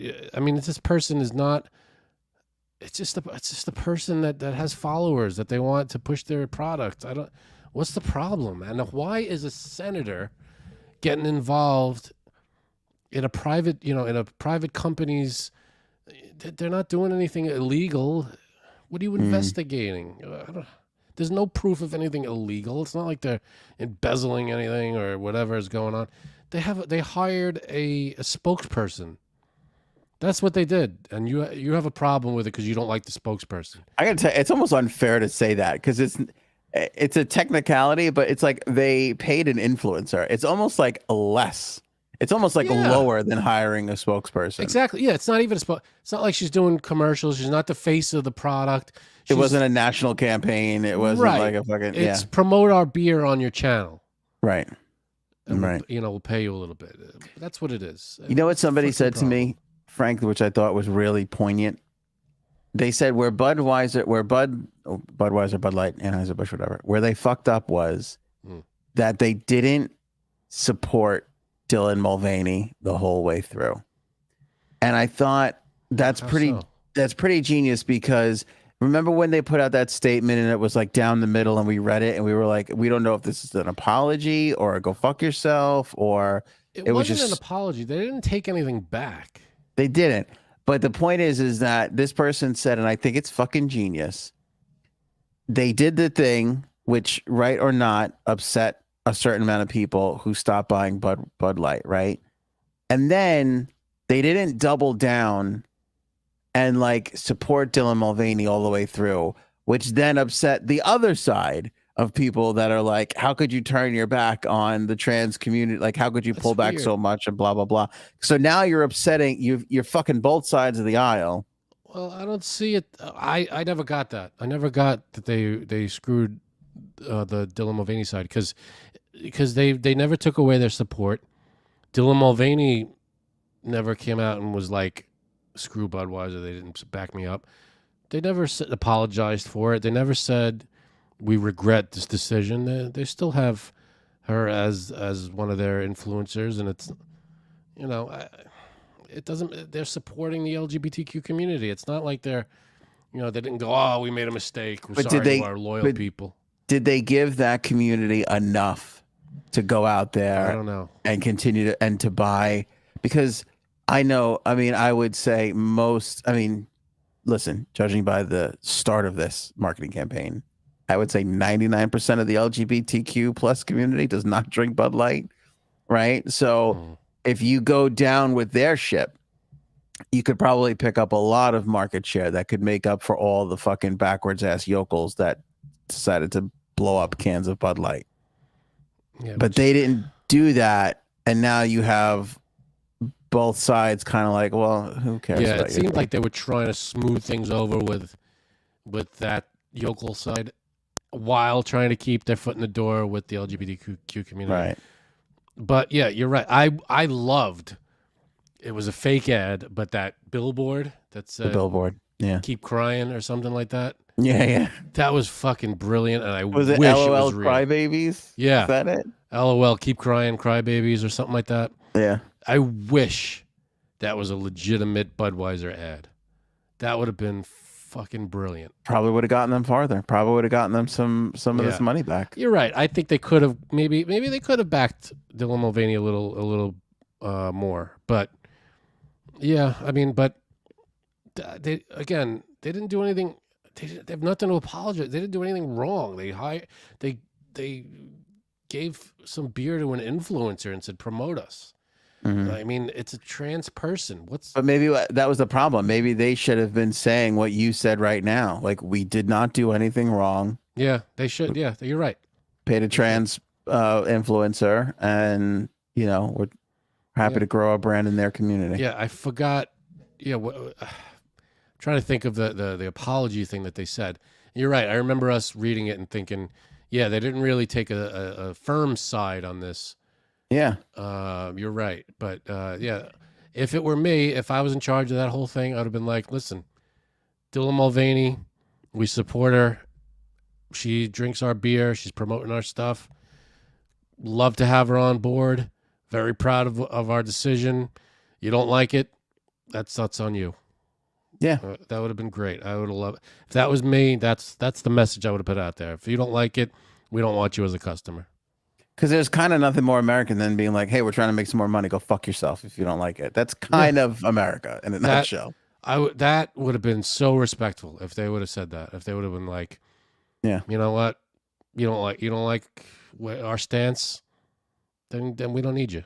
I would have been out there going, I can't remember the last time I bought a fucking Kid Rock album. Okay, so go scratch your ass. This is the direction we're going in. Yeah, Kid Rock can suck it. Eat it. Dylan Mulvaney's popular. She's a great influencer. She's got a lot of followers. We hired her to push our merchandise. End of story. You don't like it, then we don't need you. Yeah, go fuck yourself. Yeah, go fuck yourself. That would have been, you imagine if they put out billboards, go fuck yourself. Bud Light, go fuck yourself. Go fuck yourself. That would have been great. Yeah, that would have been fantastic. And listen, everybody pisses on Bud Light.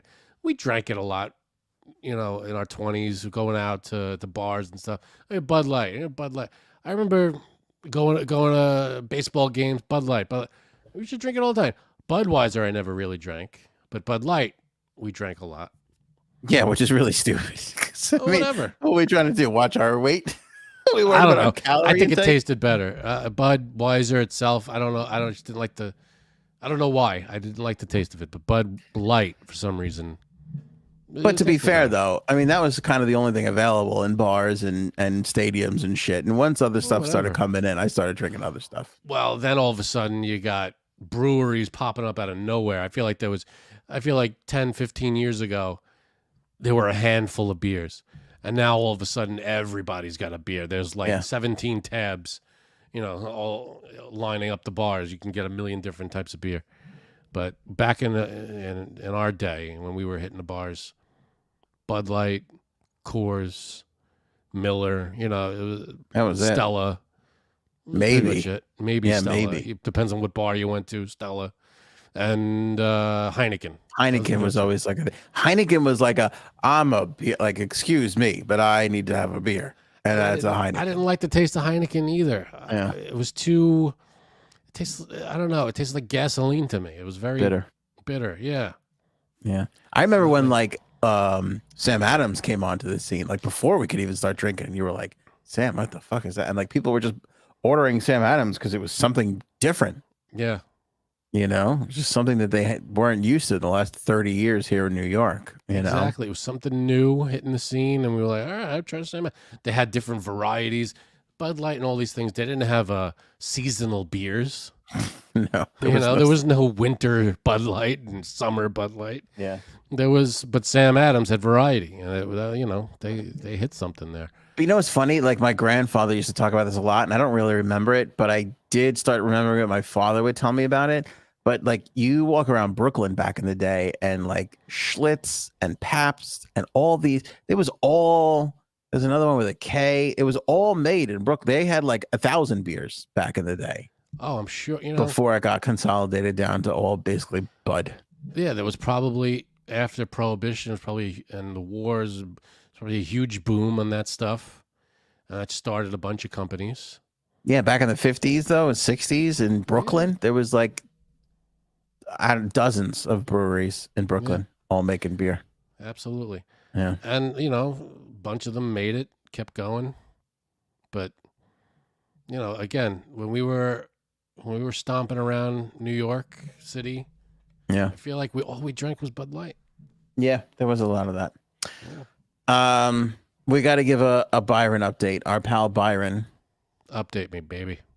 This was the guy who was married for 21 years and never went on a date. Right. Split with his wife and is now dating. He went on one date that he was waiting for the date to arrive for like 2 hours, almost 2 hours. The date shows up, stays for 10 or 15 minutes, gets a call and leaves. Yeah. That was the end of that. And he made a video about it, and it went super. His video about his quick date went super viral. Right. We had him on. We talked to him, and he told us on that episode that when the video went viral about his date, somebody had commented on it that he was talking to previously on like a Facebook dating thing, and that they had arranged to go on a date that weekend.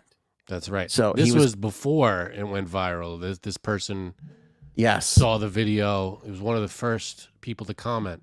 Yep. And was like, "Oh, I'd be interested." So they arranged to go on a date. This was what, last weekend?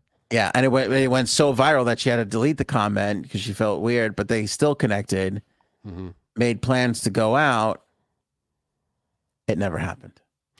No. So heartbreaking. Oh man. Yeah. What's that about? Why didn't it? They were going to some show. It was outdoors. It got rained. They were going to move it. So he reached out to her and was like, do you want to get coffee or something instead? Ghosted. No answer. Oh, no. Isn't that heartbreaking? Oh, I felt like that was a good lead. I thought that was damn, I had hope. It felt like an organic, like nice. Yeah. She reached out to him. He didn't reach out to, that's... Why would she ghost him? And they didn't even meet up. It's not like she met him and changed her mind. There was no interaction, I thought, right? Before, like she reached out to him. They made a date. And then she ghosts him? Messed up, right? That's weird. Oh, that stinks. What's going on with this guy? I don't understand it. Seems like a sweetheart. He does. Very nice guy. We talked to him for, what, an hour that time? Such a nice dude.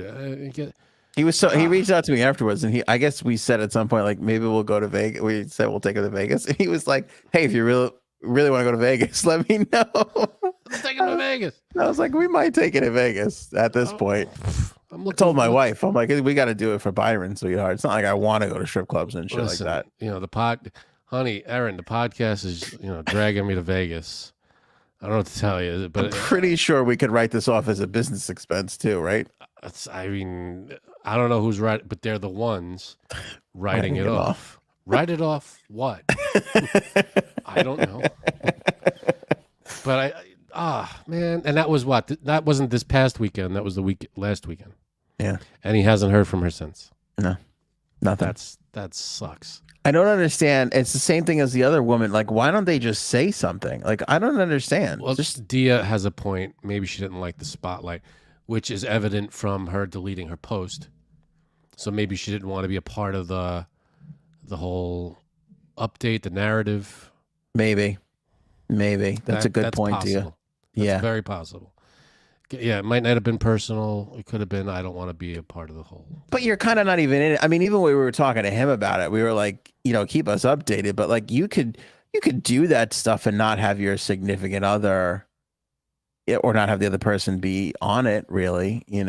Like. Yeah, no, that's true. If they got together and she was like, maybe she just didn't. I don't know. And she was like, listen, do what you're gonna do your videos. Just, I don't want to be in them. Yeah, that's fine. Who the hell would know who she is? Nobody. Yeah, I mean, nobody would know. Yeah, make up a name. She's Jane Doe. We went out. We're dating. We're not. Whatever the story is. Yeah. That stinks. Let me ask you a question, and this is for Byron's research sake, because this is all I think about now in my life. I hope Byron's watching. Yeah, all I think about is Byron's dating life. Do you think it's too, not forward, but not first date appropriate to go to like a concert? Now, granted, these shows that I don't know about this particular one, because this one sounded like more of a concert. The first like date, a stadium concert, or like a club concert, or I think it's theater different. concert. Theaters are different. I feel like theater and stadium are on the same page, But if it's like a club or like there's a bar and there's food being, if it's like a bar restaurant atmosphere and there's people playing, I feel like that's different than a stadium because it's like I feel like it's like going to a movie. You can't really talk to each other. You're focused on what's going on. That's what it is. You can't talk to each other. So you think these girls are like, I don't want to be shouting, or I don't want, you think it's not, because it sounds like he loves live music and he's just inviting women to go to live music and maybe a coffee. Drummer. Yeah. Okay, here's to further my question. Mm-hmm. Is a dinner too much? Like, is it just let's meet for a coffee or let's meet for a drink? I think both are acceptable. I mean, it also, you have to factor in your interaction before you agree to go out. Have you been talking for a long time on the phone, messaging each other? Is this like, have you only been talking for a few days? If it's like a few days or close to a week, then maybe it's a coffee during the day, a lunch. If you've been talking for a couple of weeks and you finally, hey, let's go out, we'll go get some dinner. I don't think there's anything wrong with that. I think dinner on a first date is great. I don't see the problem there. Nothing wrong with dinner. I think maybe I can't imagine a woman being like, it's a concert, so I'm changing my mind. I don't see that being a deciding factor. But maybe if they're on the fence, like I'm thinking, I'm on the fence. All right, Paige has a good point. Live music is second or third date. The first date needs to be more one-on-one attention than concert. Okay, so maybe advice for Byron would be maybe skip the live music on the first date. Maybe do a one-on-one kind of. That's what I'm thinking. Yeah, that could be it. Maybe. And I'm also thinking you got to go coffee or cocktails before you commit to a full-on dinner, because I think you got to give the other person an out. Like, okay, if you want to not scare me away, don't rope me into a dinner. What is this scared? Like, I feel like if you want to go on a date with someone and you're that hesitant that sitting down with for a meal with them is scaring you off, then you're not interested in this date. Yeah, but listen, back in the day, I mean, we were dating what? 10, what, 15, you and I? How long have we been dating? 10, 12 years ago, 15 years ago. If you met somebody, you were at a bar, you were having drinks that night, you probably said, hey, you want to meet up for drinks again? Like, I don't know if you really cut to dinner right away. I don't know. Or you said you got a number and then maybe you spoke a little bit and then it was like, do you want to meet for drinks again?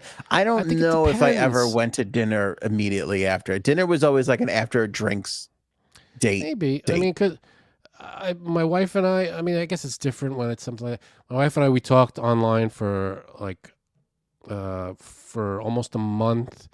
Then our first time meeting each other was at we went to a Halloween party. Which I thought was a huge mistake, and still do to this day, at least on her end now. Okay. Then our first date, like where we went when out. You told me you were taking this girl to the Halloween party. Now, I don't think I showed up at the Halloween party. You were not there, no. I think I was working. I think I had an event that night. Right. But I just remember thinking, what a mistake this is. And she met like half my family and half my friends on that one day. It's not your family. It's the friends part that I was like, you're making a huge mistake. You can't bring a person around these people and expect it to last.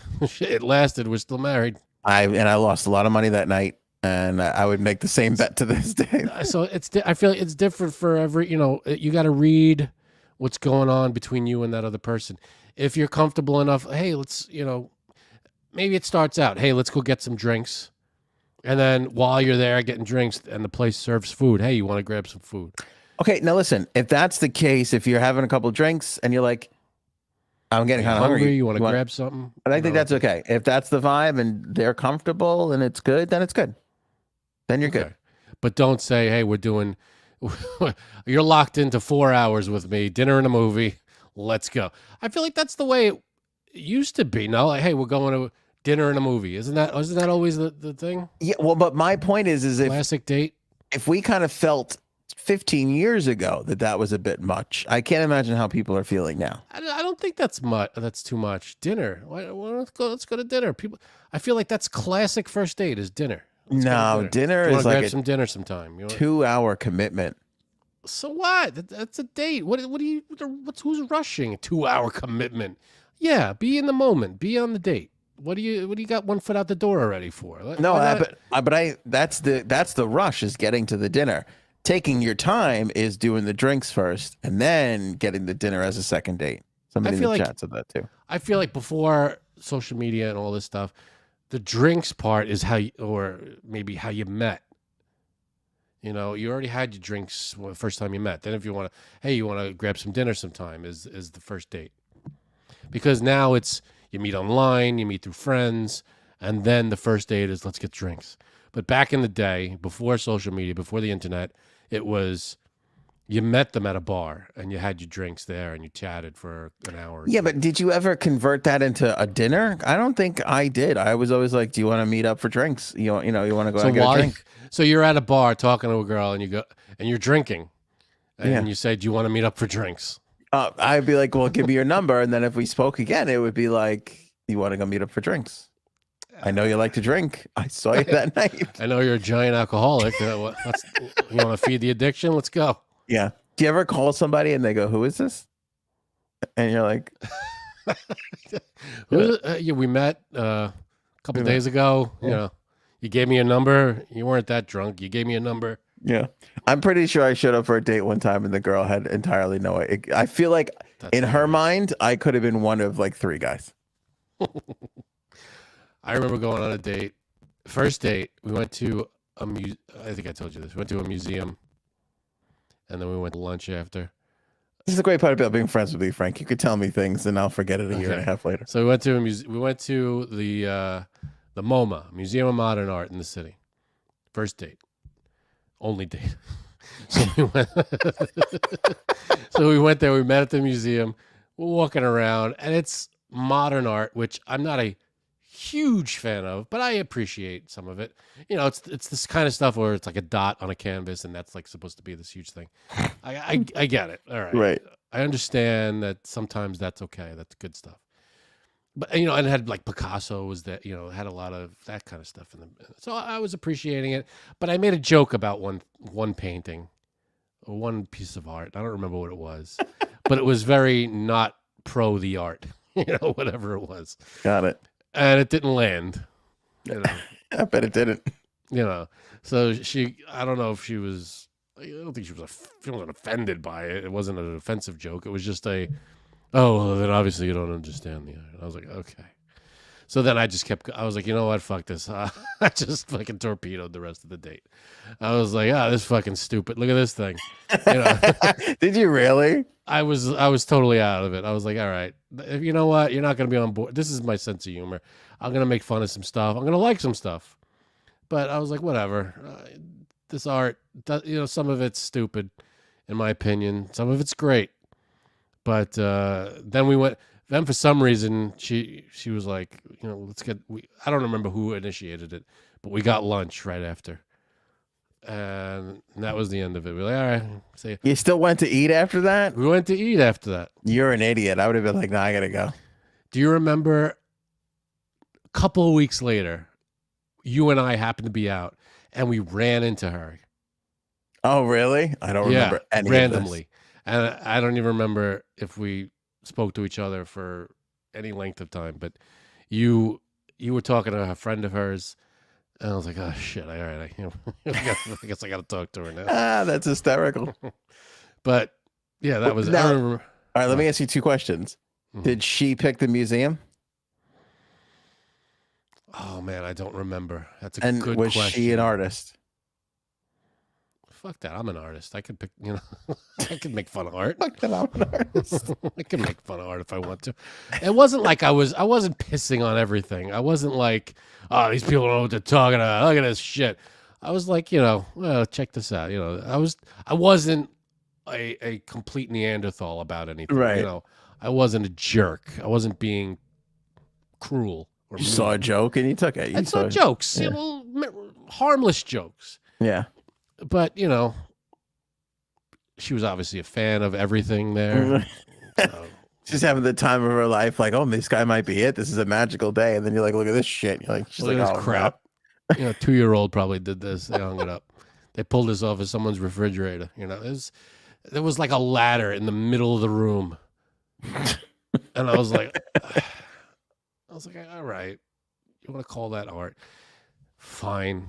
Everything is art. You know, it depends on the eye of the beholder. I get it. Is that art, or did the maintenance guy have to go run and take a phone call? Exactly. You know, so I'm like, you can have a sense of humor about stuff. So there was a little of that, and it was a little of, let me test the waters here with a little sense of humor. How far can I go with it? You know, so barely not that far. But whatever. I knew it wasn't anything. So I was like, whatever. I can't believe you went to lunch. I would have found any excuse to get out of it. I don't know why. I don't remember why. I tell my wife to this day, the date that we went on, because we had known each other. We were acquaintances, I guess, or friends of friends, whatever. Mm-hmm. So the date that we went on, I can't even remember who I was on the phone with. I don't think it was you.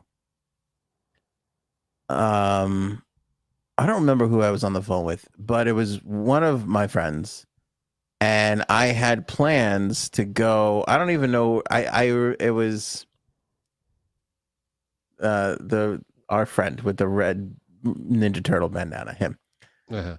And I was like had made plans with him, and I was like, if it goes horribly wrong, I will meet you in the city in an hour. Like, that was the plan. And I tell my wife this to this day, and it's the God's honest truth. Like, I, in every date scenario, had a backup plan /out. You're planning to fail. Not planning to. Well, I obviously didn't go on that particular night. I didn't. No, but just because you have an emergency, you know. I know, but I never see, if you do that, that's always in the back of your mind, and you look. It's almost like you're looking for it. You're looking for the excuse. You know, it's always there. It's like you're not 100% into the date. You're like 95% into the date, and the 5% of you is holding back a little bit because you're like, is that my out? What am I doing? Because I think I was 5% into every date and 95% on the way out. I never had a backup. Like, if this goes bad, I gotta call you. You know, or I'll send you a text or whatever it was. You know, if I made a plan for that night, that was my plan. That was the night. That was the date. Not me, man. I was 100% like, who else is where doing what, so that if I need to get the hell out of this, I got somewhere else to go. But I think that's different. So you're saying you're making noises. I think that's a common thing, but I also think that's common for New York.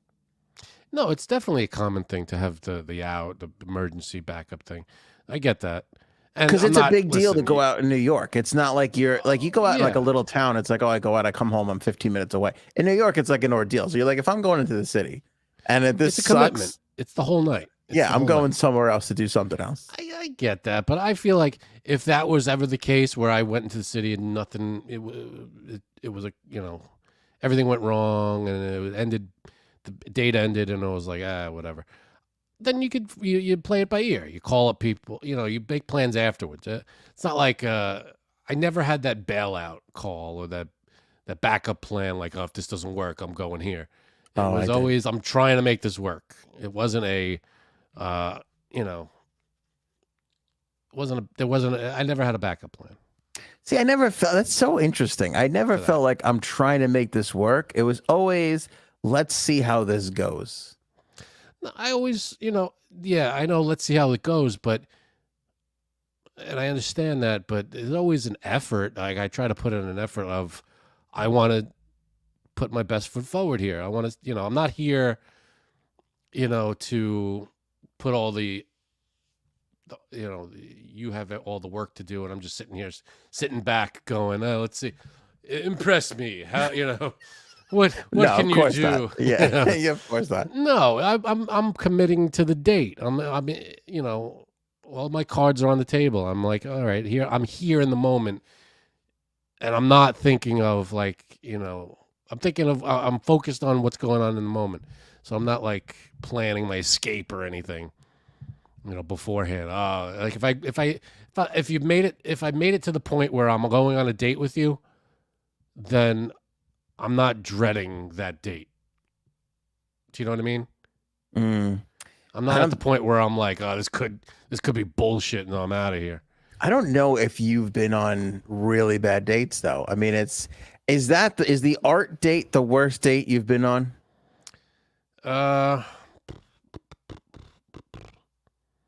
It's probably up there, yeah.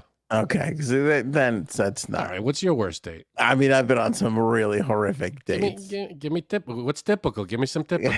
Give me some typical. Paige, Ann still looks for excuse and backup plans, even with his friends' gatherings. That is true. That I understand. That's true. I'm always leaving early, so I'm like, get the hell out of here. Yeah, you leave before I do. Yeah, you're doing now what I said I was doing back then in dating. Yeah, but friends that are gonna be there tomorrow. If I leave, they're not gonna not call me the next day. Let me tell you something. That's getting less and less true with the older and fatter and more cholesterol-y we all get. So you're saying that, but one day one of us ain't gonna wake up and you're gonna be like, shit, I shouldn't have fucking left the thing early. Yeah. Who knew Aunt was gonna take a heart attack? Yeah. Am I gonna change the way I am because you might have a heart attack? Yeah, it's far too late. Give me typical. Come on, give me a typical bad date you went on. I was on some really bad. I mean, example off the top of my head. All right, there's one that really sticks out. One was like it was very nonchalant. Like, do you want to hang out? Right. And it was like, sure. And this was through a mutual friend that both you and I know that we hung out with a lot back in the day. Mm-hmm. And it was her friend. And it was, do you want to just like hang out? And I was like, sure. And so she was like, okay, come. I don't know if she was picking me up or I can't even remember it. But I just remember, I got to really be careful here about how much of this I share. I just remember her showing up. And it was a very old car, which is that's not a judgmental thing, but I bring it up because we drove so far and I really started to think, I don't know if we're going to get there because of. Wait a minute. She picked you up in her car? We drove in her car. I don't remember if she picked me up or if I met her and she was like, let's take my car. And knowing you were like, you drive. And I was maybe. I'm not driving. That might have been the case. But we went into Brooklyn to pick up a computer. This is not a date. I started to think, am I just helping you carry a computer down a couple of flights of stairs? What the hell is this? Is that what this is? But she was like, no, and it was like we were talking a lot, and then I found out that she was divorced already, which is, again, no judgment, but we were younger, so that she kind of went through a marriage very quickly. So I don't think who the hell this is. And again, I bring this on because I don't think she was ready, She was probably getting the computer out of her husband's place. She bought it off of somebody. And she was like, I have to go. She was like, because I was like, what do you want to do? Like, I'm, in my mind, I'm thinking we'll get coffee. It's a day date. So already I'm kind of like, I always felt good on a day date because it's like, you didn't have any plan. There was no plan. You already strike one with me. If I'm dating you, you don't have an idea. Well, it was like that's strike one. It was, I don't know. I forget even how it happened. Let's see. I think you don't have a plan and I'm driving. Strike 1 and 2 for me. If I'm dating you. If you're dating me? Yeah. But she insisted on driving, I think. I don't remember. I swear I think she picked me up. Okay, let's get to strike 3. All right, so she go to some guy's place and you pick up a computer? Yeah, so so we drove to Brooklyn. Because I was thinking like, oh, coffee or whatever. And she was like, actually, she's like, I bought a computer and I was going to plan on picking it up. It's like, she's like, do you want to go do that? And I'm like, Okay. Now, and I'm thinking, again, this is kind of in like our old neighborhood. So when she said I bought a computer, I'm thinking about going to pick it up. I'm thinking, all right, we'll go a couple of blocks and, you know, get the computer, get a coffee or I don't know, a slice or something or whatever. And she's like, yeah, it's in Dumbo. Holy shit. So for people who don't know, that's about a good half an hour. Yeah. No traffic. Yeah. To get to Dumbo. Dumbo's under the Brooklyn Bridge. And it's like, I mean, and this was 12 years ago. So it wasn't even trendy fun Dumbo just yet. It was almost there, you know, and we go up to this douchebag's like loft or whatever. And now I'm like, are these two fucking, I don't even know what's happening. I don't know what the, you know, but it was a dude. There's a dude in the apartment. This dudes are a dime a dozen. But she's asking me very specific, like datey questions. And then I remember we had one of the most, if not awkward, most horrific, like makeout session. Like I just remember thinking like this. How'd you get to makeout? Her. So you pick up a computer, you throw it in the car, you get in the car to drive wherever. Yeah, we're like on the way back, and because at this point I'm kind of thinking like, this is not fun for me. Like I'm happy to help somebody out here, but I'm already thinking like married and divorced. Like she's already talking about a lot of other like issues and things going on. Like I feel for her and everything, but this is not, I'm fucking 20, whatever. I don't want somebody's shit and an ex-husband to worry about and all this kind of stuff. I mean, now I could see it being different, but then, you know, right. Then, you know, you're young, you got the world by its balls, you know? So, and then I just remember she started making out with me and I was just like, this is horrible to say, but if we're being honest, oh boy, I remember thinking to myself, this is why you're divorced.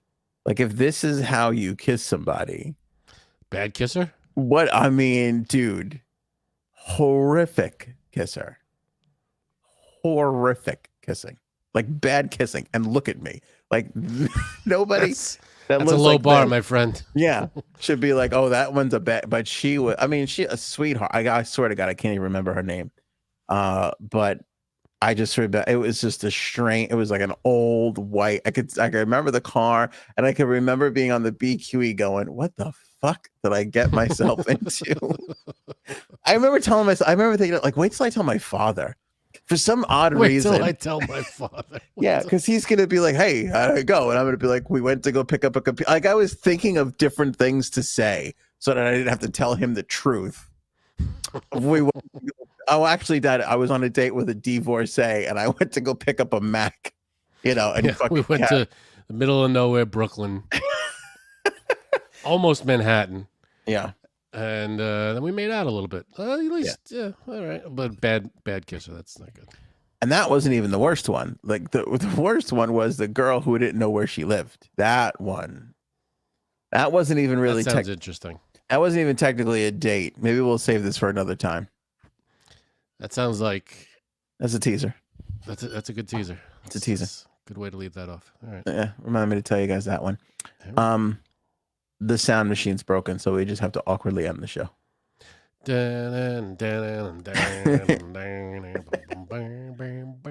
I could do my is that it? We're just ending it here? Yeah. Become a member. Join below in the thing. Yeah. You do the thing, you have the thing, and there's the thing with the other thing. Show me potato salad. Maybe we should go now. Go ahead.